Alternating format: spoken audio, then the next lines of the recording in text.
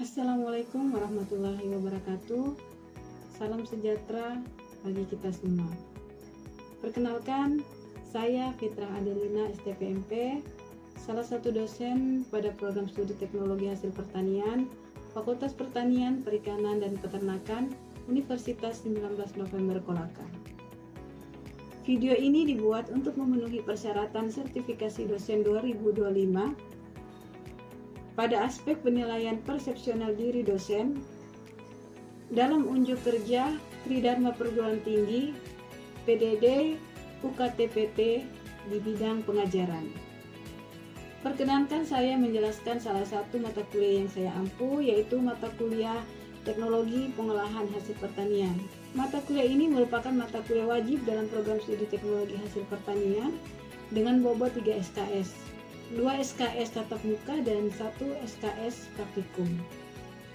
Tujuan pembelajaran dari mata kuliah ini adalah: pertama, mahasiswa mampu mengklasifikasikan teknologi pengolahan hasil pertanian. Yang kedua, mahasiswa mampu menganalisis teknik pengolahan berdasarkan karakteristik dari bahan pangan atau bahan hasil pertanian. Ketiga, mahasiswa mampu membuat produk olahan sesuai dengan prinsip teknologi pengolahan hasil pertanian. Adapun kemampuan akhir yang diharapkan dari setiap tahapan pembelajaran yaitu: pertama, mahasiswa mampu menjelaskan prinsip dan teknologi dalam pengolahan hasil pertanian. Yang kedua, mahasiswa mampu membandingkan beberapa metode blending pada bahan hasil pertanian. Tiga, mahasiswa mampu membedakan beberapa teknik sterilisasi pada bahan hasil pertanian. Yang keempat, mahasiswa mampu menelaah proses sterilisasi pada bahan pangan atau bahan hasil pertanian. Kelima, mahasiswa mampu memilih metode pengeringan pada bahan hasil pertanian. Yang keenam, mahasiswa mampu membedakan teknik pendinginan dan pembekuan. Ketujuh, mahasiswa dapat menelaah proses ekstrusi pada bahan hasil pertanian. Kedelapan, mahasiswa dapat menelaah proses kristalisasi pada bahan hasil pertanian. Dan terakhir, mahasiswa mampu membuat produk olahan secara mandiri dengan penuh tanggung jawab. Materi pembelajaran pada mata kuliah ini: yang pertama, klasifikasi teknologi pengolahan hasil pertanian. Kedua, blending. Ketiga, pasteurisasi. Keempat, sterilisasi. Kelima, drying. Keenam, chilling and freezing. Ketujuh, ekstrusi. Dan kedelapan, kristalisasi. Selanjutnya, sistem pembelajaran yang saya terapkan pada mata kuliah ini yaitu sistem pembelajaran sinkronus dan asinkronus dengan menggunakan metode pembelajaran yang berpusat pada peran aktif mahasiswa pada setiap tahapan pembelajaran dalam bentuk ceramah responsif, diskusi, maupun tugas besar. Mata kuliah Teknologi Pengolahan Hasil Pertanian dilaksanakan selama 16 pekan, terdiri dari pekan materi pembelajaran, pekan ujian tengah semester, pekan praktikum dan tugas besar, dan terakhir pekan ujian akhir semester.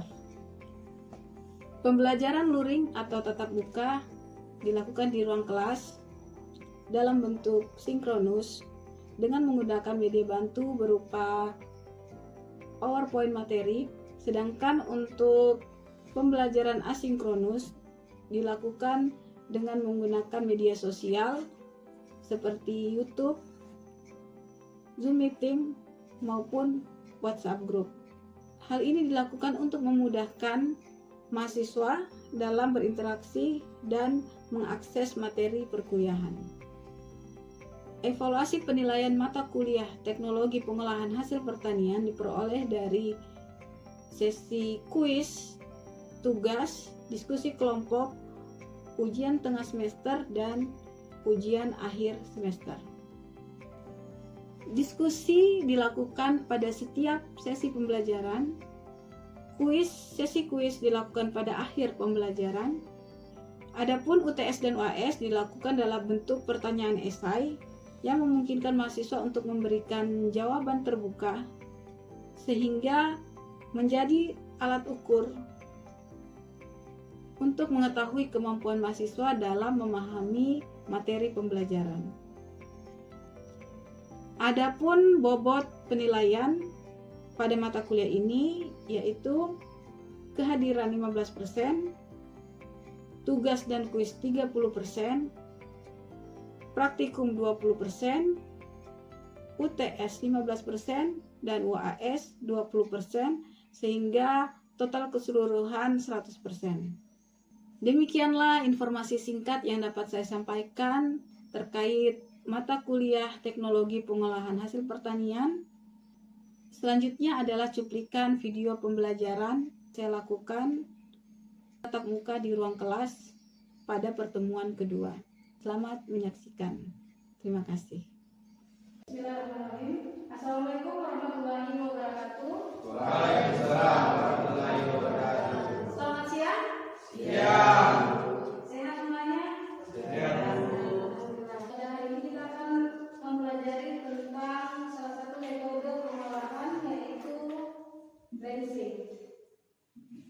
Jadi ini salah satu metode pengolahan dengan menggunakan uap air atau akar kepangan, tujuan pengolahan dan sebagainya. Siap? Ya. Oke. Pertanyaan saya, apa tujuan dari kita mengolah makanan atau produk pangan? Ada yang tahu?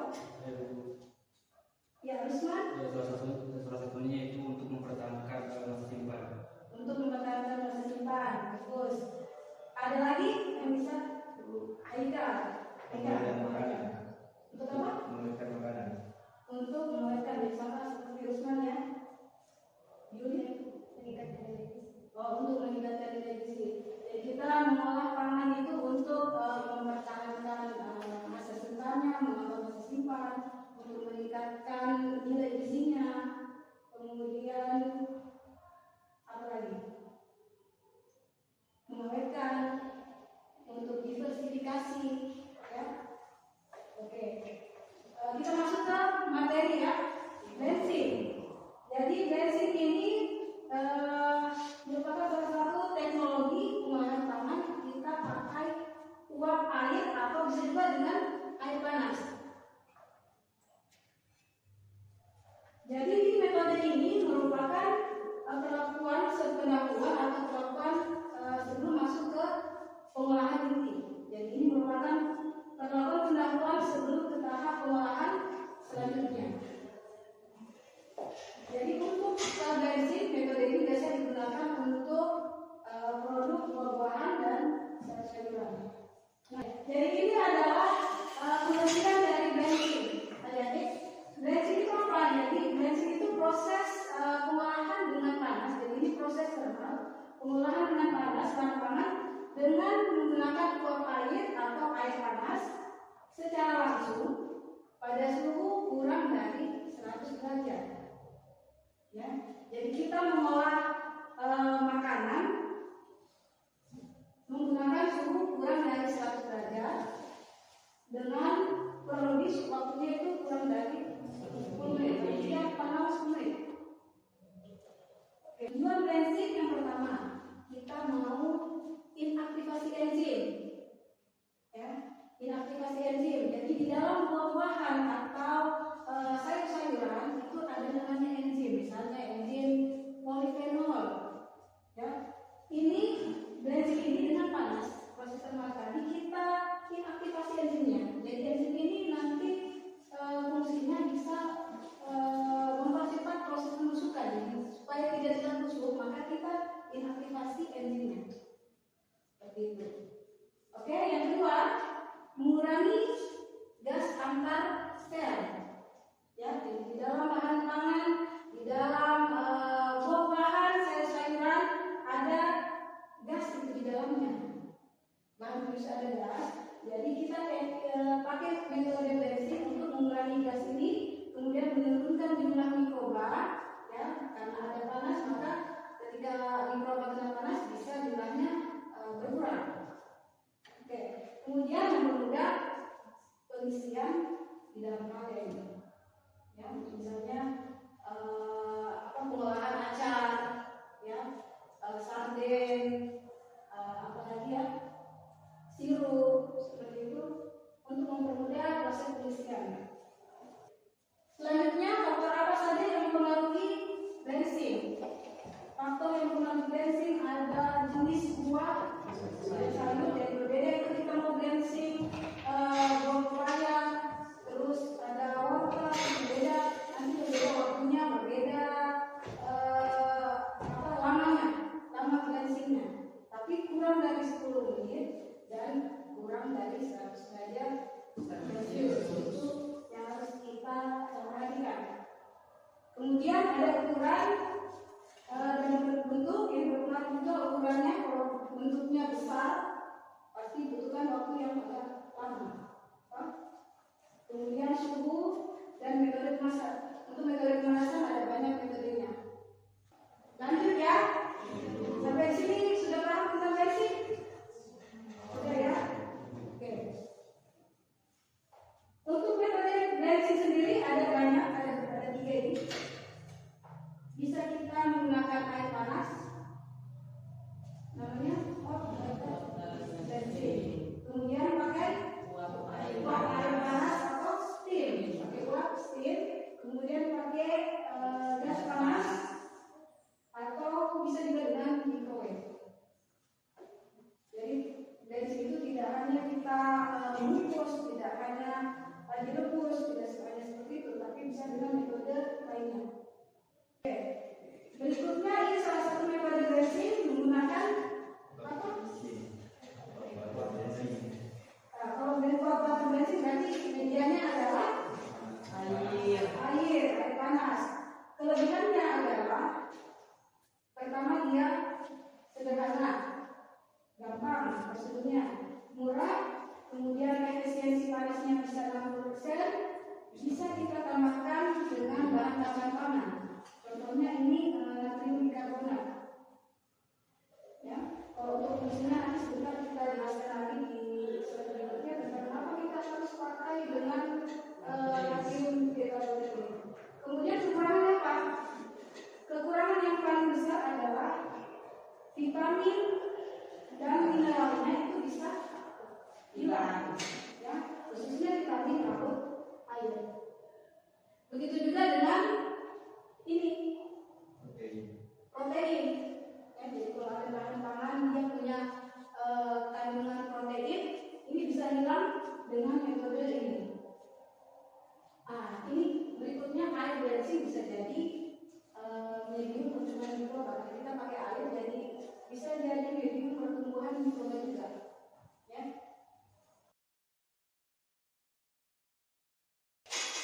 Oke, jadi lanjut dengan proses bensin menggunakan air panas. Yang pertama kita siapkan dulu sayur dan buah-buahnya. Terus ada medianya yaitu air dipanaskan. Kemudian nanti ini ada di sini proses ini adalah proses bensinnya. Jadi ada misalnya ada wadah atau misalnya tempat, ada tempat di situ dimasukkan air panas, bisa ditambahkan dengan bahan tambahan tadi natrium bikarbonat tadi. Jadi cuma kayak semacam direbus, bisa seperti itu, atau dicelup dengan air panas, bisa juga begitu. Nanti jadi sayur atau buah yang sudah dibensin. Untuk alatnya sendiri bisa kita lihat di sini, ya. Jadi nanti ada air masuk, jadi di sini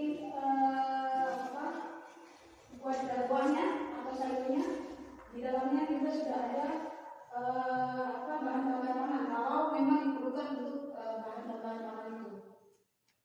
Untuk yang steam bensin, jadi diagram prosesnya seperti ini. Ada uap air, di sini ada kayak singkongan, ya. Jadi ada di sini conveyor, berarti bahannya dia akan bergerak. Ini air panas akan mengenai bahan. Jadi dia bergerak konveyornya dengan produk pangannya. Terus ini air panasnya dia kayak hujan gitu.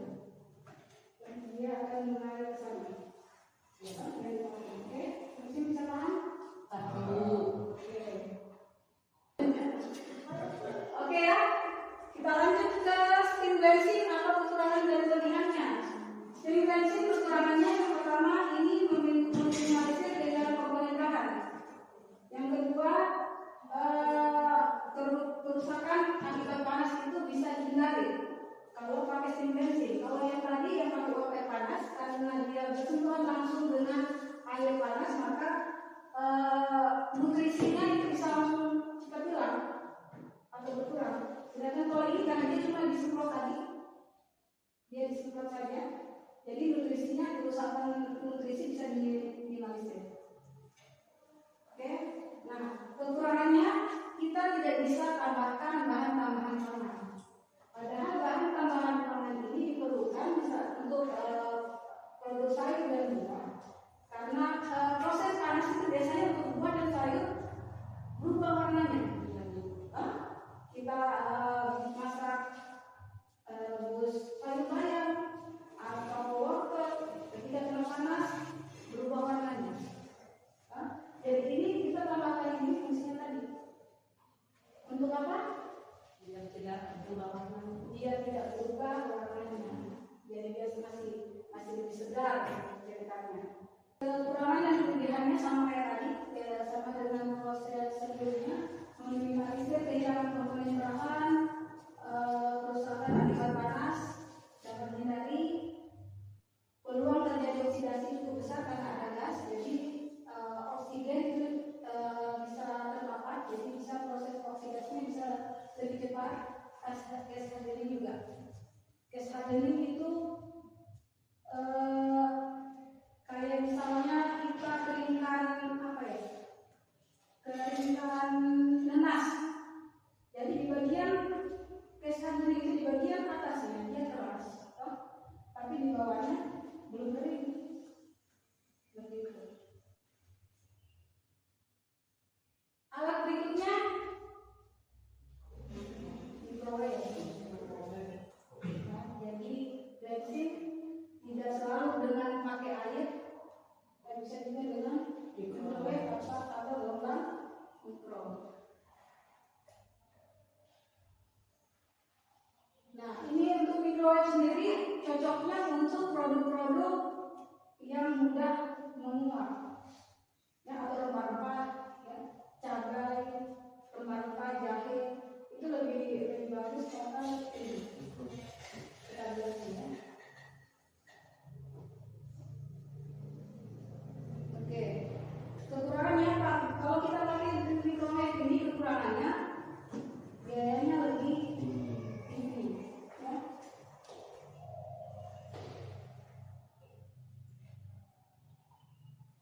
Oke, saya kira cukup. Oke, baik adik-adik, ada yang perlu ditanyakan? Oke, silakan adik. Namanya siapa? Pertanyaannya apa? Perkenalkan, nama saya Rizky Media. Pertanyaan saya tentang bagaimana sih pengaruh bensin terhadap karakteristik produk itu, Bu? Karakteristik dari produk. Iya, Bu. Oke, baik. Bagaimana pengaruh bensin terhadap karakteristik produk? Yang pertama itu bensin akan mempengaruhi nutrisi atau nilai gizinya. Seperti yang saya jelaskan tadi, bensin bisa menyebabkan ini nutrisi, mineral, vitamin, lalu air. Ya. Jadi dengan bensin bisa menyebabkan mineral, vitamin yang larut air itu bisa berkurang. Ya. Karena apa? Ada leaching. Jadi ada proses vitamin tadi, mineral tadi rusak karena panas atau oksidasi. Ya. Efek berikutnya pada berat bahan. Dengan proses bensin bisa menyebabkan perubahan berat tubuhnya seperti itu. Jadi berkurang beratnya, berat bahan menjadi hilang. Oke. Ini ya mekanismenya seperti ini. Ketika bahan pangan dipanaskan dengan suhu panas 50 sampai 55 derajat Celcius, menyebabkan apa? Membran sitoplasma di dalam buah atau sayur menyebabkan tekanan sulfur di dalam bahan tadi hilang. Maka cairan dalam sel itu hilang atau dia larut, ya, dia larut, sehingga terjadi penyusutan berat bahan. Jadi dia mengurut. Gitu. Oke. Jadi itu berarti tidak hanya menurunkan nilai nutrisi, menyebabkan berat bahan yang hilang, tapi juga bisa menurunkan senyawa toksik. Kalau adik-adik yang pernah ikut PKM, pengolahan ubi kayu misalnya, ubi kayu itu kan ada senyawa toksik di dalamnya. Kita rendam, itu bisa menghilangkan senyawa toksik di dalam ubi kayu itu tersebut. Ya. Oke, kemudian yang berikutnya, mikroorganisme kontaminan bisa hilang. Ya, salmonella, coliform, seperti itu. Efek dari berikutnya berpengaruh terhadap warna. Ya, cairan hijau ketika diberi panas, maka klorofil di dalam cairan itu akan terdegradasi menjadi keokitin. Jadi warnanya juga jadi kuning. Makanya itu kalau kita panaskan bayam, berubah warnanya kan? Iya. Sekian untuk pertemuan kita pada hari ini. Jangan lupa untuk absen disiapkan ya. Kemudian ada tugas ya untuk minggu depan. Tugasnya yaitu mencari jurnal tentang